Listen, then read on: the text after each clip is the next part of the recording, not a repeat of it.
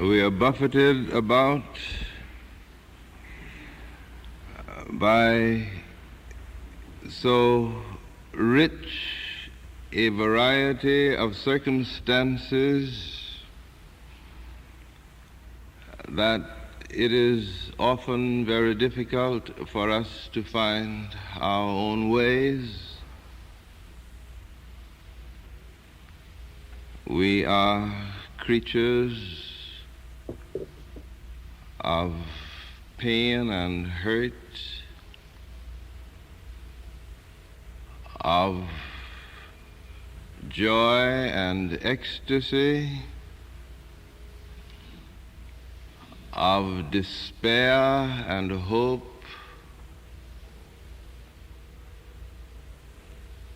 All around us we see in many ways great stretches of unrelieved human misery, a hunger of body with all the wasting away of the flesh that comes in its wake, upheaval of minds with all of the inward torture for which the skill of man finds no way to deal.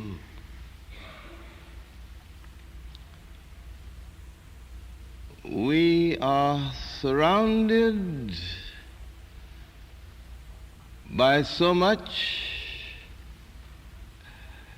that casts down, and often so little that uplifts and inspires.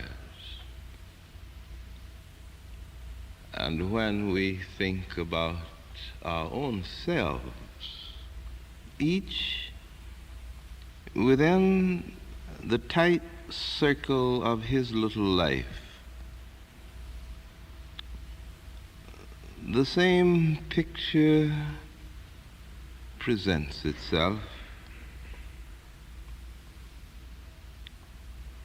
We have found no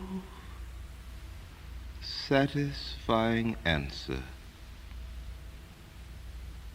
for the pain of our lives. And at such a time as this, our Father, as we sit together in the fellowship of the congregation, enveloped by the great quietness, instilled by thy presence,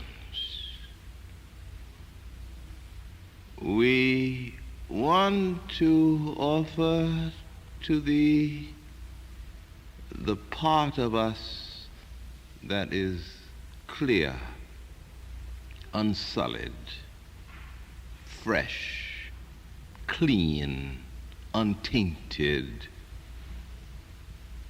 unmiseried, and to hold back under the shadow of our own feelings the things that are tainted and painful and tragic. Teach us, our Father, how we may be so worthy of our living experience that we may even now in the quietness of the sanctuary offer to thee our pain, our suffering, our miseries, all the stains of our lives, even as we offer to thee our best. And what relief it is, oh God, to have somewhere to pour it all out. Our Father,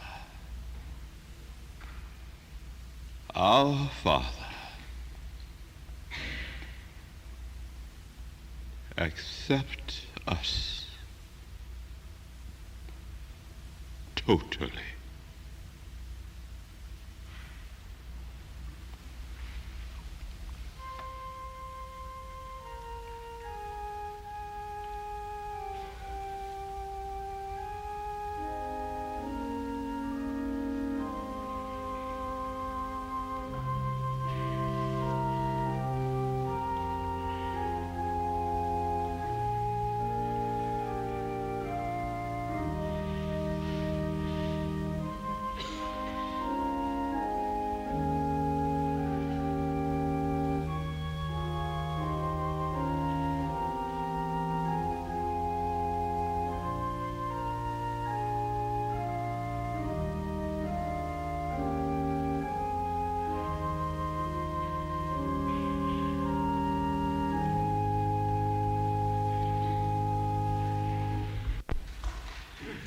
W. Story has written a poem, The Background, that will provide the background for our thinking about suffering and freedom, or freedom and suffering, or just suffering.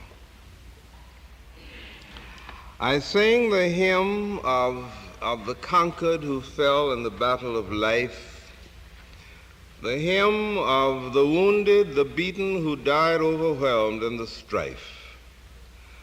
Not the jubilant song of the victors, for whom the resounding acclaim of nations was lifted in chorus, whose brows wear the chaplet of fame, but the hymn of the low and the humble, the weary, the broken in heart, who strove and who failed, acting bravely a silent and desperate part, whose youth bore no flowers in its branches, whose hopes burned in ashes away, from whose hands slipped the prize they had grasped at, who stood at the dying of day with the wreck of their life all around them, unpitied, unheeded, alone, with death swooping down o'er their failure and all but their faith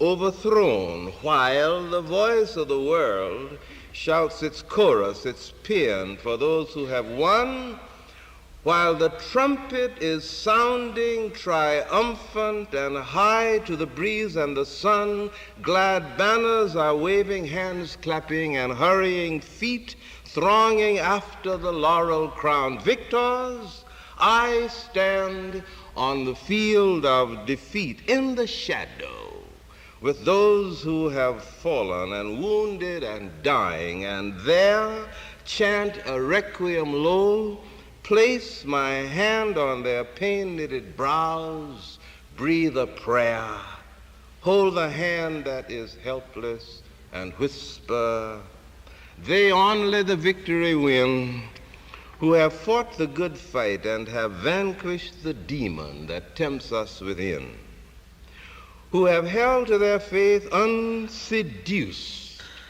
by the prize that the world holds on high, who have dared for a high cause to suffer, resist, fight, if need be to die. Speak, history. Who are life's victors? Unroll thy long annals and say, are they those whom the world call the victors, who won the success of the day? The martyrs or Nero? The Spartans who fell at Thermopylae's tryst? Or the Persians and Xerxes? His judges or Socrates?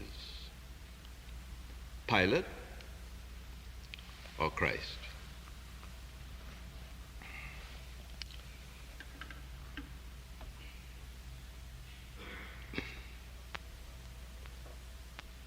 Suffering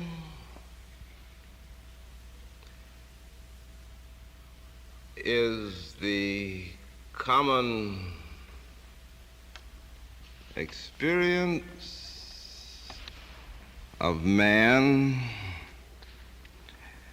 Perhaps suffering is the common experience of all living things.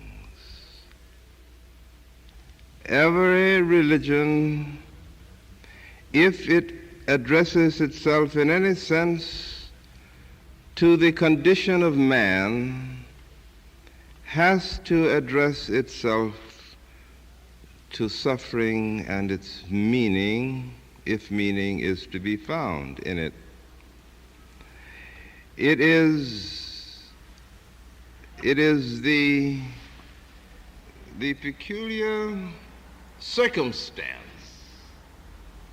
historically considered, of a religion like Christianity, that it was born in pain and suffering. It is, in a sense, a religion that springs out of man's effort to squeeze optimism out of the pessimism of life. This is very good, because it means that inherent in the religion there is a kind of insistent realism, so that any time the religion takes off to the hills, leaving man with his miseries and pains, there is something that rises up within the religion that indicts that kind of behavior. And the mother of Christianity also comes out of the same kind of matrix of misery. I refer to Judaism. Now let's work at this a little. Suffering is the experience of pain.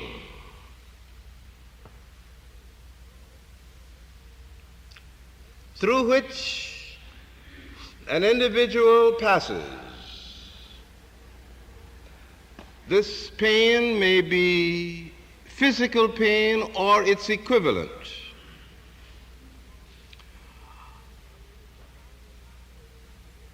But it is a kind of experience with which the mind and the spirit of man may somehow deal. And there are circumstances under which it is entirely possible for the mind and the spirit of man so to encompass the height and depth of the agony itself, that the power of the agony is relaxed. Now, this is the overall working concept that's back of the place, I think, that suffering and all the things that surround it hold in the tradition, the formal tradition of the organized faiths of mankind. Now,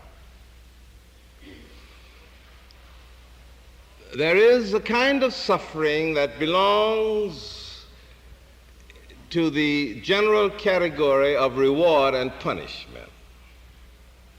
This we understand. When I was 11 years old, about the middle of June or the end of June, I had an accident.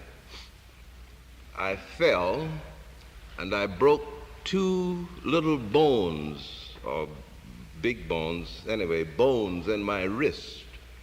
And I had to carry my arm in a sling, and it was all braced up with things. And it came at the peak of my season. It was summer. The river was full of fish. The wild grapes were ripe. Everything was happening at once, and here I was immunized against the joy that surrounded me, and I had to find comfort in some way. I tried to remember what I had done that rated this kind of activity on the part of the universe. I went over all of my life up to that time, not a great distance, just 10 years of it. And I couldn't think of a thing that I had done that merited this kind of activity. And as was my custom, I carried my question and my burden to my grandmother. And she didn't answer the metaphysical and the theological problem. She simply said, "You broke your arm because you fell on it."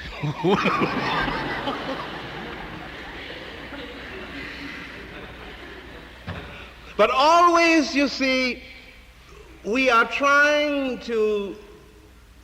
involved in a notion of balance, of equilibrium, and it is expressed in more formal terms as the doctrine of antecedent and consequence, of reaping and sowing, of reward and punishment. And if we can deal with our suffering in a manner that makes it fit into that kind of category, then it becomes possible for us somehow to absorb its violence.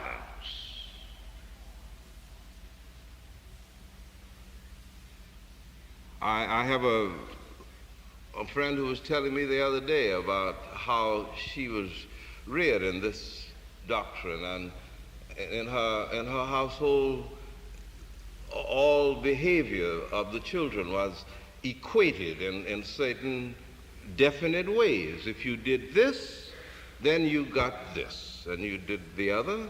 And one of the things that she was forbidden to do was to go to the circus in the afternoon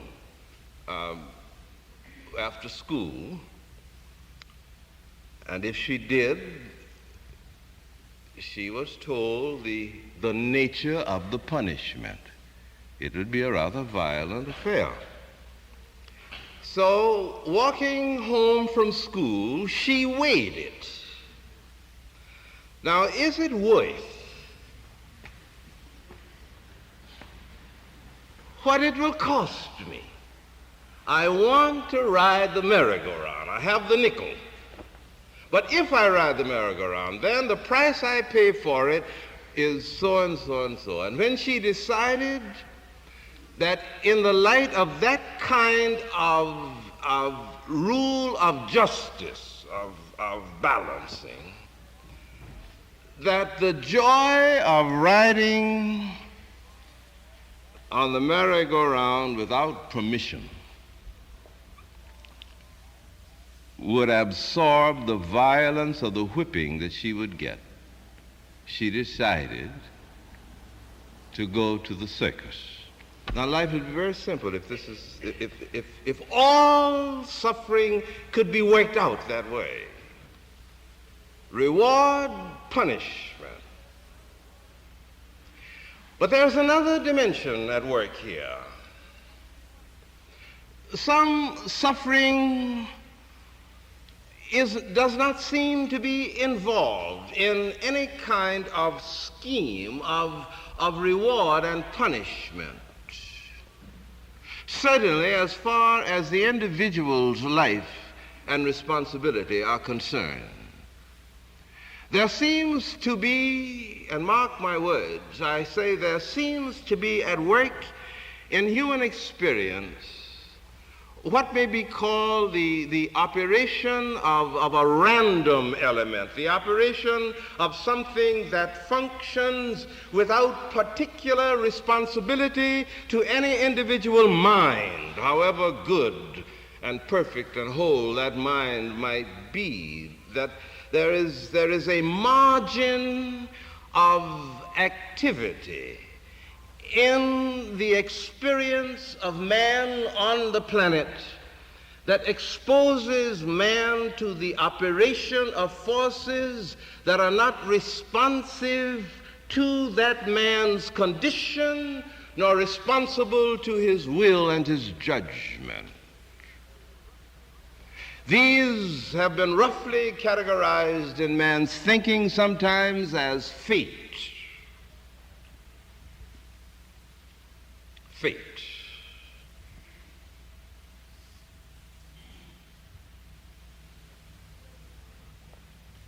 In this sense, man seems to be a victim. A victim. I recognize at once that when I use the word that man seems to be a victim, that there is something that is very, very negative about it, something that seems to discount the morality of the universe, that man is a thing buffeted about by winds that blow without grounding their behavior in any kind of moral responsibility. We are all caught there. Why was I born as I am born or was born? Why did this happen to me? I was talking with someone the other day about a great man, a man who had spent an entire lifetime for generations of men, including my own generation, things that were of such significance that the debt to his mind and his genius can never be repaid by any act that we may perform. And that man, during the last year and a half of his life, seemed to have been the victim of impersonal and ruthless disintegration of body. He had cancer of the stomach, cancer of the brain, and in the middle of these two combined and organized attacks, he had a stroke.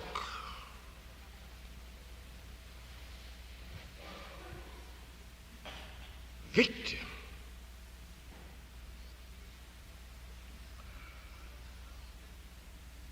Now, I do not pretend to say to you this morning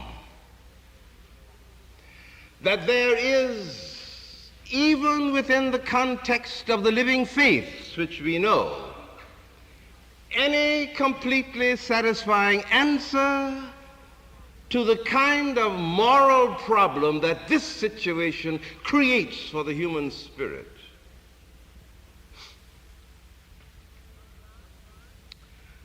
Sometimes this is dealt with by the mind and the spirit. Remember the working definition with which we started about 20 minutes ago.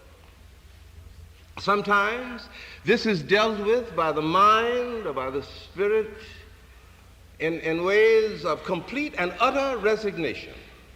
This is to confirm such an attitude, is to confirm the status of man as victim. The classical illustration of it is in Prometheus. You remember in Prometheus Bound, after he has been chained to the rocks on the side of the Caucasus Mountains, and the eagles of Jove were destined or forced or compelled or decided to eat his liver and his eyeballs every day, then every night he grew a new liver and a new set of eyeballs that they may be eaten all over again the next day. And what does Prometheus say, expressing in classic terms this kind of reaction of the mind of the victim experience of man in terms of resignation? He says, I must bear what is ordained for me with patience, realizing that necessity doth front my universe with an invincible gesture. That's the classical Greek answer. Now, I don't know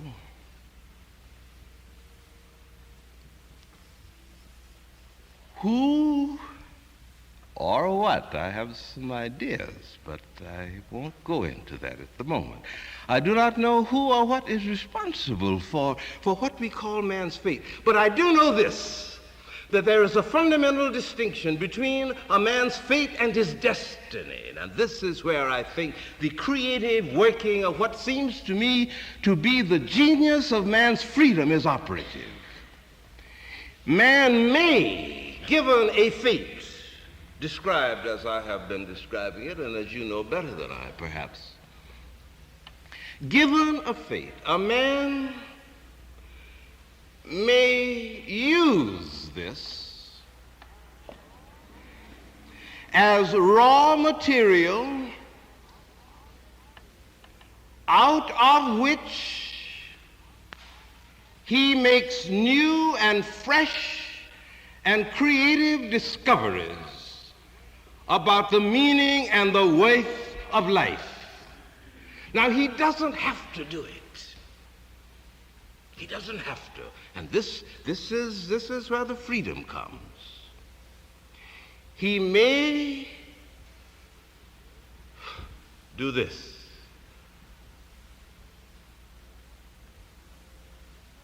He may whimper and cry out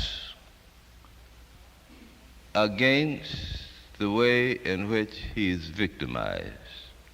He may do this.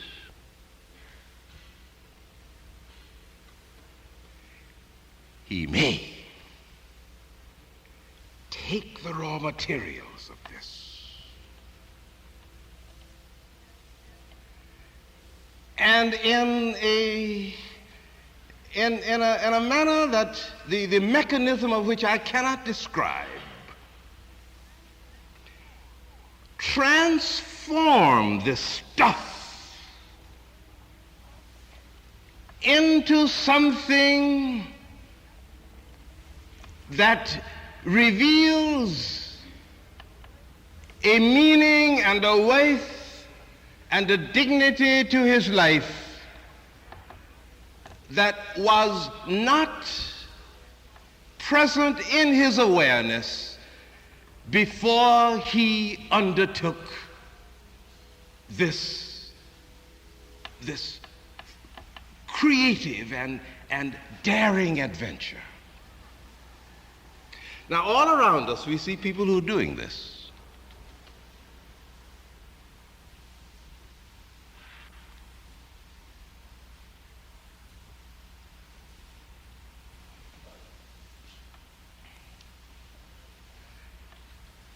There is another sense.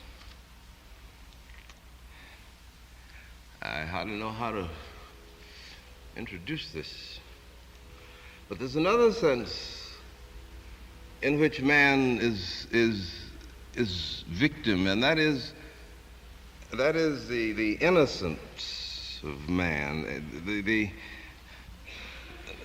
The people who suffer innocently by any standard or judgment of which we are aware. I ran into a fresh idea about this, one that had never crossed my mind before. I had not encountered it anywhere, and I want to read just the paragraph. It's taken from a novel called The Feast, and this is a paragraph. Before you tear it up in your mind, hear it and feel it, and then tear it up tomorrow. I shouldn't wonder if the entire human race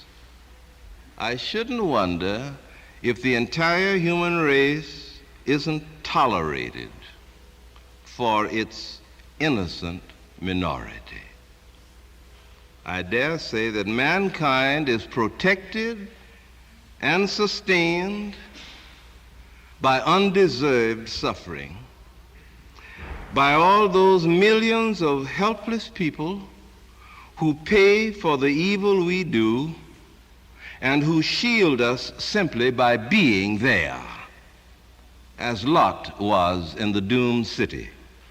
If any community of people were to be purely evil, were to have no element of innocence among them at all, the earth would probably open and swallow them up. Such a community would split the moral atom. It's the innocent who integrate the whole concern. Their agony is dreadful, but their shoulders hold the sky suspended. They stand, and the earth's foundations stay. Where you have the suffering innocent, the crucified victim, there you have the Redeemer who secures us all a continual reprieve. Now, this is almost as far as I can go with this morning, but I'll have to pick it up next week, I see. One of the reasons why we are never quite able to settle for man's interpretation of his experience of suffering, of pain, in terms either of some kind of balance, some kind of artificial equalization of unequals, excuse me, or in terms of reward and punishment, or in terms of man's experience as a victim of fate, the victim of impersonal forces. One of the reasons why we are unable to accept this as a final answer to man's encounter with suffering is the fact that there seems to be in the constitution of man a feeling, a notion, an awareness that the world which he knows, the world of his experience, cannot contain all that his life means. Now, this is a very crude thing, but it's inherent. It's inherent in our disposition towards existence. Now, this spills out in little ways. For instance, you are never satisfied with anything that you do, are you? If I were to say to you, select one expression of your life as the expression that is most completely expressive of you, if I may put it that way, which one would you select? As soon as you selected one, before the sounds died, you would say, oh no, but that doesn't quite get into it, all the things that I've felt or seen or sensed. Another very crude expression of the same thing is that when you were 10 years old, you were sure that the thing that you were really on the scent of, you wouldn't land it until you were in your teens. And then when you got into your teens, you were sure that you wouldn't land it until you were in your, the next bracket of years. And then when you got into those, and this is the way. Now, there is something about the human spirit, a kind of constitutional bias that insists that experience of whatever kind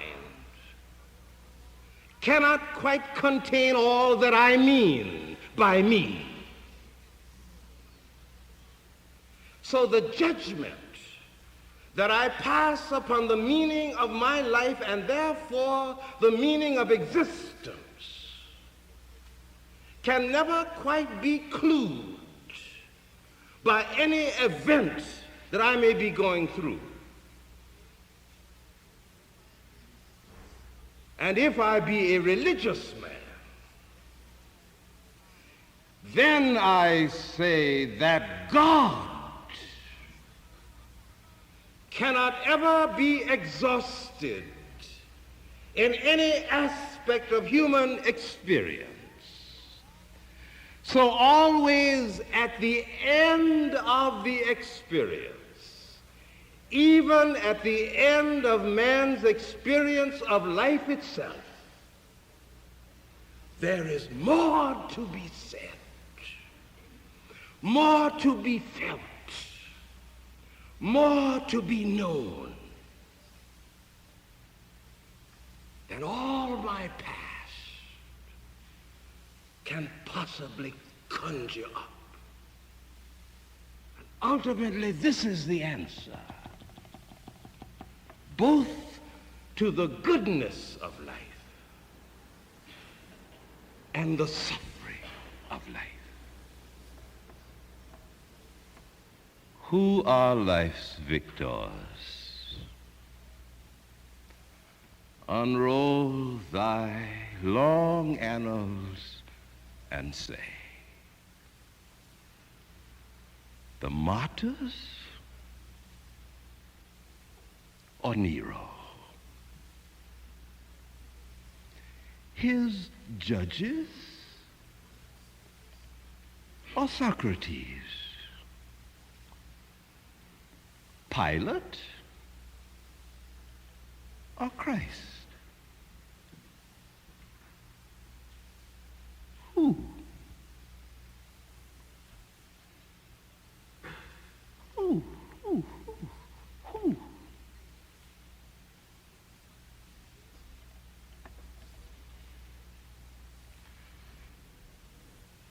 Be in us and about us, O God.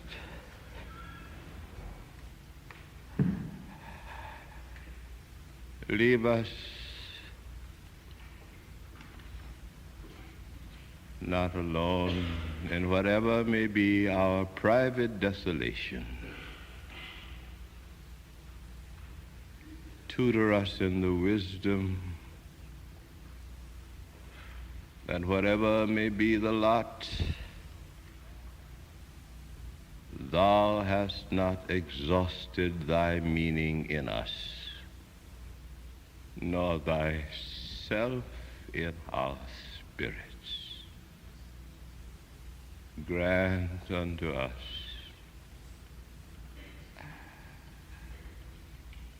thy peace, O God.